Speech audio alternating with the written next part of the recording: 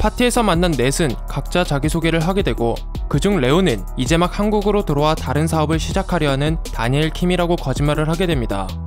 그리고 서연은 희주와 따로 만나서 잃어버린 99억은 잊어버리고 자신의 손으로 99억 이상의 돈을 벌겠다는 의미심장한 얘기를 하게 되죠. 하나 희주는 당연히 서연의 말이 가소롭다고 얘기를 하게 됩니다. 그렇게 시간이 흘러 파티가 끝나게 되고 서연은 레온에게 갑자기 파격적인 제안을 받게 되죠. 바로 자신을 살려준 사례로 100억을 줄 테니 투자 제안서를 만들어보고 거기서 수익이 나면 5대5로 나누자는 제안이었습니다. 서연은 100억이라는 큰 돈을 준다는 것에 잠깐 망설이지만 이내 그 제안을 수락하며 곧장 집으로 돌아와 투자 제안서를 만들게 되죠.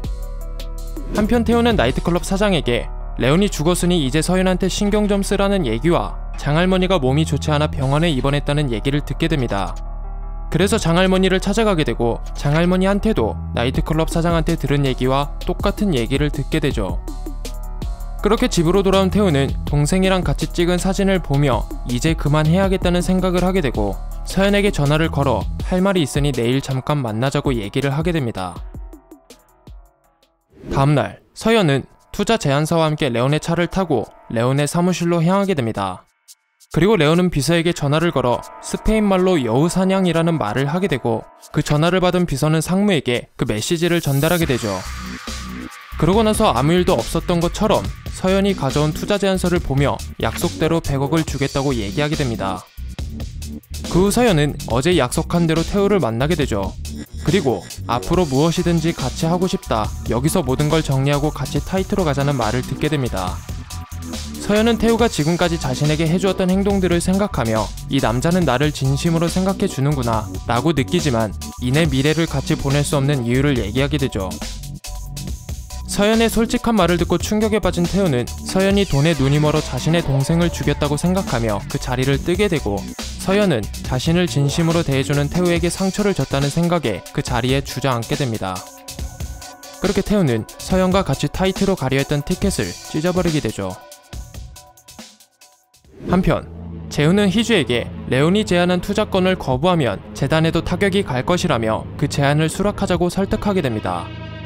하지만 희주는 그 남자 뭔가 이상하다며 절대 안 된다고 얘기하게 되죠. 그래서 재훈은 희주 몰래 레온을 찾아가 그 제안을 받아들이겠다는 얘기를 하게 되고 더불어 형 동생으로 지내자는 말까지 듣게 되면서 천군만마를 얻었다고 생각하게 됩니다. 그런데 그때 전화 한 통을 받게 되어 허겁지겁 희주한테 돌아가 장인어른이 괜찮냐고 물어보게 되죠. 왜냐하면 희주의 아빠가 부정청탁 의혹으로 검찰에 소환된다는 것 때문이었습니다. 갑자기 희주의 아빠가 부정청탁을 들킨 이유는 바로 레온이 상무에게 시킨 여우사냥 때문이었죠. 그렇게 레온과 상무는 여우사냥이 성공적으로 끝났다며 자축을 하던 그때 비서에게 이상한 종이를 건네받게 됩니다.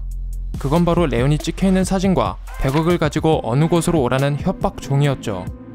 그뿐만 아니라 태우 또한 누군가에게 레온이 살아있다는 것과 어느 곳에서 만나기로 했다는 음성 메시지를 받게 되어 곧장 그곳으로 향하게 됩니다. 그러나 레온이 아닌 수상한 승합차들만 보게 되고 레온이 보낸 부하들 또한 그곳에 나온 사람은 태우라며 그 말을 들은 상무는 철수하라고 얘기하게 되죠. 그래서 레온은 나오지 않았으니 조만간 200억을 가지고 다시 만나자는 그 수상한 놈의 전화를 받게 됩니다. 자신의 정체를 숨기면서 레온에게 협박을 하며 태우한테도 메시지를 보낸 사람은 바로 땅에 파묻혔던 인표였죠. 알고 보니 비서에게 잡혀갈 때 몰래 칼을 챙겨가 그걸 이용해 흙을 파헤쳐 나왔던 것이었고 그 후 우연히 길에 서 있는 서연을 보았을 때 서연을 픽업하러 온 사람이 창고에 잡혀갔을 때 보았던 레온이라는 것을 알아차리게 되어 너의 정체를 세상에 퍼뜨리겠다는 종이를 보낸 것뿐만 아니라 태우한테도 연락을 했던 것이었습니다.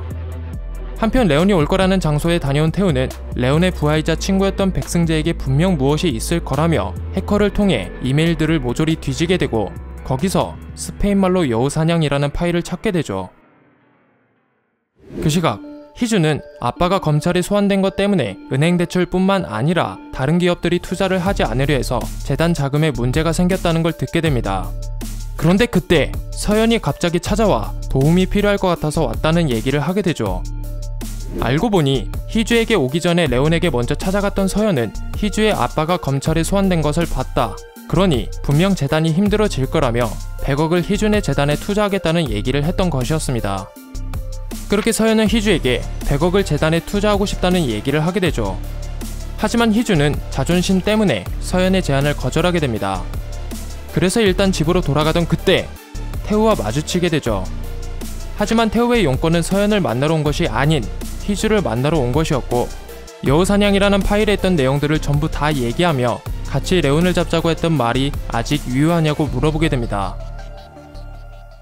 부정청탁을 고발한 사람이 레온이라는 것을 알게 되는 것과 동시에 레온이 죽지 않고 살았다는 것을 알게 된 태우와 희주는 앞으로 어떤 관계가 될까요? 그리고 자신 때문에 태우의 동생이 죽었다는 걸 사실대로 말한 서연은 앞으로 태우에게 어떻게 행동을 할 것이며, 자신이 살아있는 것을 숨기면서 100억을 가지고 오라는 정말 끈질긴 인표는 앞으로 어떻게 목숨을 부지할까요? 구독, 좋아요, 알람 설정은 저희에게 정말 큰 힘이 됩니다.